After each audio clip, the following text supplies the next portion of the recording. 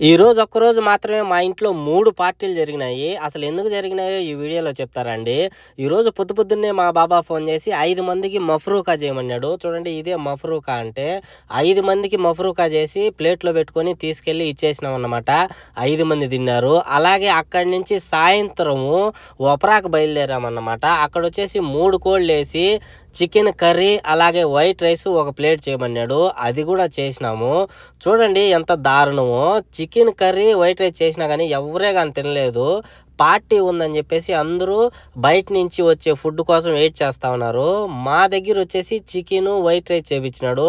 అది ఎందుకు చేపించినాడో నాకు కూడా అర్థం కాలేదు. ఇంత పెద్ద పార్టీ బయట నుంచి వచ్చినప్పుడు మాతో చేపించినాడు, ఎందుకో నాకు కూడా తెలియదు.